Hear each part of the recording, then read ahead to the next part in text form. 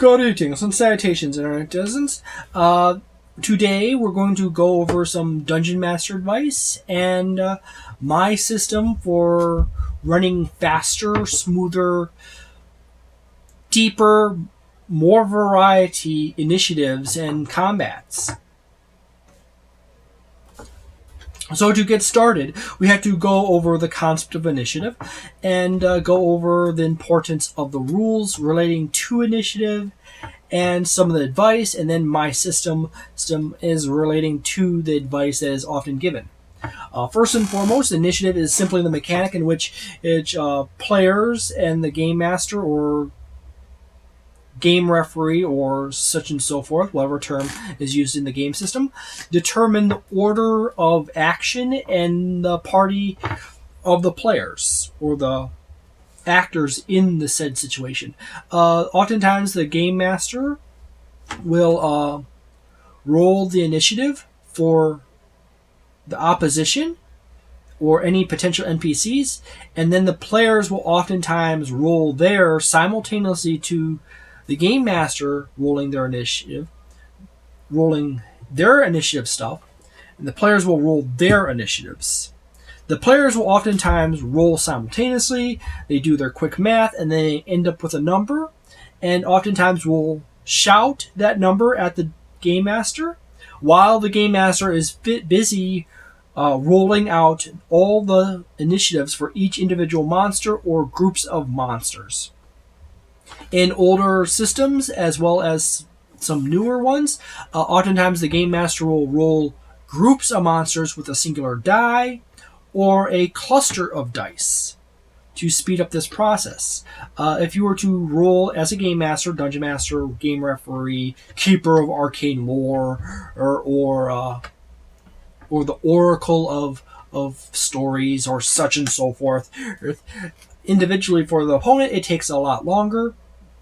All the players roll simultaneously, as well as you for your first thing, and then the players are sitting there with their numbers while you roll the second thing, write down the number, third thing, write down the number, fourth thing, write down the number, fifth thing, and so forth. And it's delaying the fun of the players, and it kills the momentum of the energy going into the combat, which can cause hiccups in the combat and so forth, because once you start getting players that are getting bored because they're taking a long time to get going in the adventure, you start developing problems. So therefore, many game masters, dungeon masters, so forth, will oftentimes revert to some older rules and systems where they take all the monsters or all the opponents of a type. So like all the skeletons, all the zombies, all the ghouls, and they roll the initiative for all the ghouls at once, all the zombies at once, and then all the skeletons at once. And they do this by either two rule set of systems. They either take a single die for all the zombies and roll it, and then put all the zombies on one single initiative line, like zombie A, zombie B, zombie C, zombie D, zombie E, and then they roll all the skeletons, and then do the same thing, and then they roll all the ghouls and do the same thing. The problem with this, I will get into in a moment. The other option is clusters of dice, where they take a bunch of dice, like 5 D20s or 5 D10 sets of D10, D100, and they roll them, and then they sort out the dice to write down the initiative for skeleton A in one line, and skeleton B, and skeleton C, and skeleton D, and so forth. These two common systems that game masters utilize have problems and they have positives.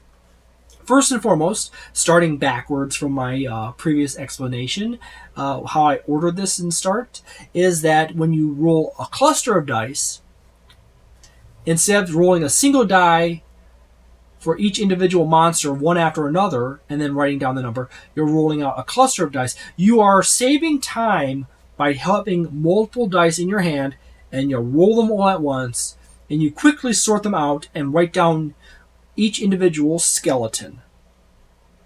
You save slight amount of time doing this, you still retain variety and so forth of initiative between different skeletons, and then you also do the same thing with your zombies, and you have a spread of zombies, but you're simply, instead of rolling 1 die, 2 die, 3 die, 4 die, 5 die, versus roll dice and then write down the numbers.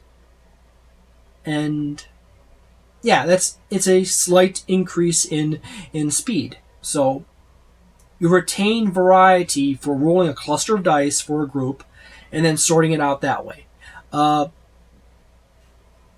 Which is perfectly fine. But it doesn't save a lot of time. To be honest, it does not save a whole lot of time. If you're rolling for all your zombies and you roll one die for a zombie, you write that down quickly. You roll the second die for the second zombie, then you roll a third zombie. Between each one, you're writing down the initiatives for them, and you just roll a big cluster. You quickly go through them. You write down each zombie. You're saving like 4 swings, rolls of a die, but the roll of the die doesn't take terribly long in itself. Interestingly enough, I got a 20. My players are going to be happy that I spent my nat 20 on the initiative roll with the demonstration. But anyways, you don't save a massive amount of time with rolling a cluster of dice versus each individual dice. It is still a good idea if you really want to speed up everything. It retains variety in your rolls.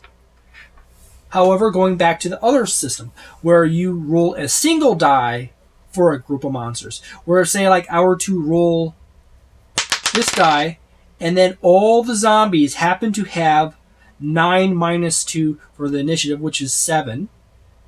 So I write down all the zombies on spot 7. Initiative, circle, 7. Zombie 1, Zombie 2, Zombie 3, Zombie 4, Zombie 5. It saves a lot more time compared to rolling a cluster of dice is out and then sorting all the numbers out onto a sheet in an order and then rolling another cluster of dice is for the next group of monsters or type, like get all your zombies and so forth. This one, where you just roll a die, that's 12. Minus 2 would be a 10. I write down all the zombies on the 10 spot. And then if I were to roll for the skeletons, I write down all the skeletons on that initiative line, and so forth. The problem with that system is that you end up with just all your clusters of skeletons in one spot. You got your zombies in another spot. You got your ghouls in another spot.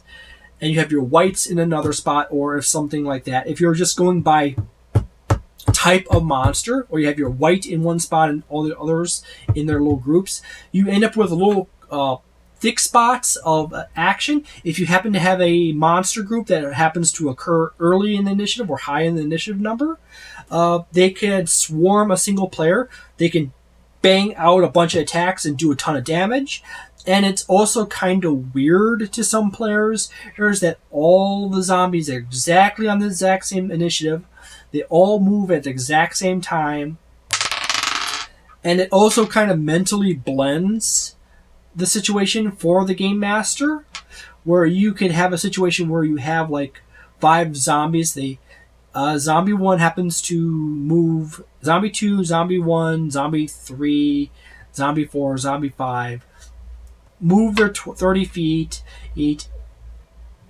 They move 10 feet. They move 15 feet. They move whatever. They're like falling down a ledge or something simultaneously to get at your party. And if you do it really nice, thematic description like the zombies lurch forward 15-ish feet, rush forward 15 feet, and fall down an embankment to come after you. It might actually be quite impactful. By the way, it's generally a good, awesome thing to have. Where's my zombie card? Oh well. Somewhere in that box there's a zombie card. There. I had to double check here. Zombies have speed of 20. So they rush forward 15 feet and rush over the edge, tumbling down like 5 feet and stagger forward.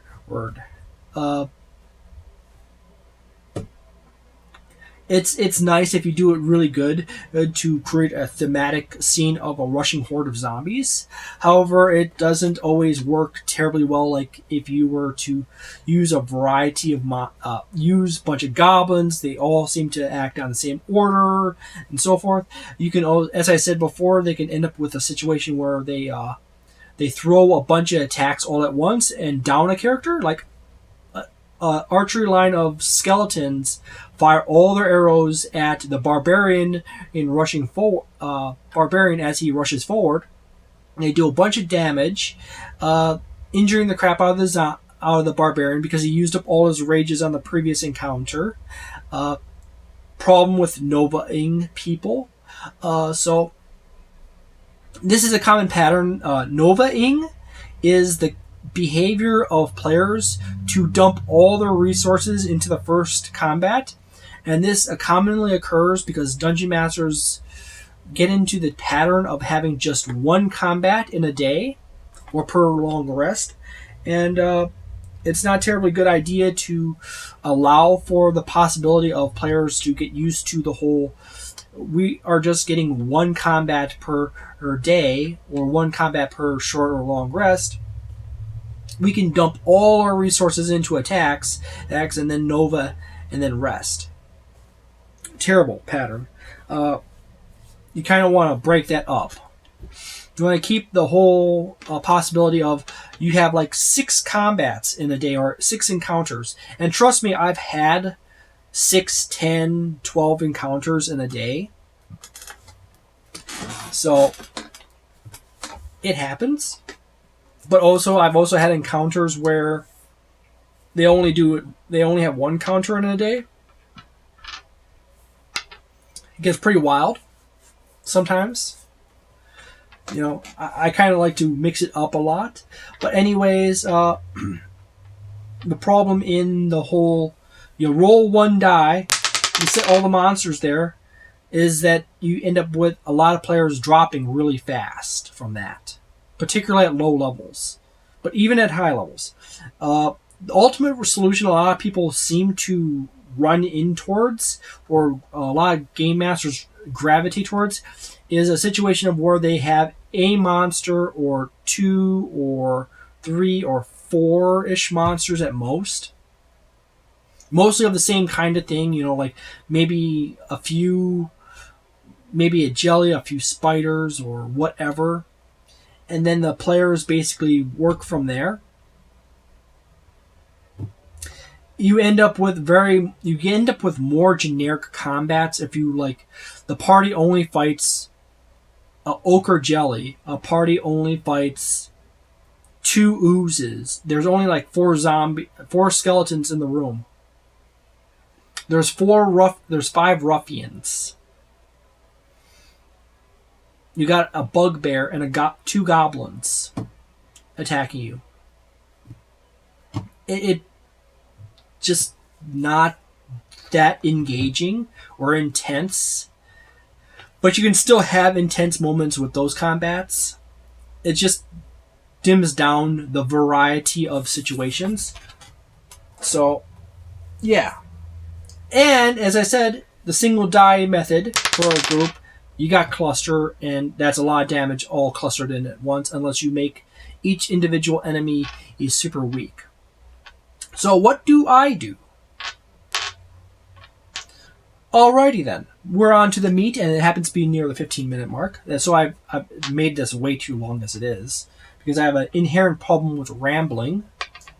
Unless I am specifically reacting off of a situation, which then I move more fluidly because I don't have to stop and think about, like, what should I say? Should I say that or that? Or the best orientation to this whole situation is that I personally like to pre-roll all my initiatives ahead of time. And I like to pre-roll my HP.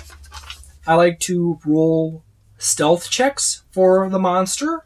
I like to roll a perception check. Do the mathematics to figure out the passive or base DC of a stealth check for a monster. So if I know that they have like a passive or a DC stealth check of 11, because different systems have different terminology in a system. Pathfinder uses DCs for everything. So when a player rolls something, boom, they're rolling off of a DC that's predetermined by a mathematical calculation in Pathfinder 2nd Edition for an enemy. And in Dungeons and Dragons, they have a passive mathematical system where you can do the math for the passive. And then you can also roll to see, if like you have a monster that's passive is 11 for perception, but you can go ahead and roll and you get 14. That check is a 14, but any other situation beyond that is 11 or so forth. So you end up with a nice range of numbers and scores. You can know, like, if you're running a dungeon, you have 2 rooms, room A and room B, and then there's 2 rooms that go off of those 2 rooms, and the players go into room B. They get into a fight with some goblins. What is the likelihood of goblins or hobgoblins in the next 2 rooms over hearing the players fight? You just simply look at your sheet for room B1 and B2, and you see that there is a hobgoblin in the next room over that rolled a 19 for perception. So the moment that there's a bunch of noise going on in room B, the hobgoblin in room B2 will most likely notice it and will rush over and bring the 2 or 3 goblins with him into room B. You can delay this by a turn or 2 turns. Say, like, they have to run down a short corridor or open the doors. Because, after all, in Dungeons & Dragons, a turn or turn/round all occurs within 6 seconds. So when you roll out your initiatives for your party, you got the initiative for room B foes, and you have the initiative for the players. You put that together, you find out that you have hobgoblin in room B2 has really high perception.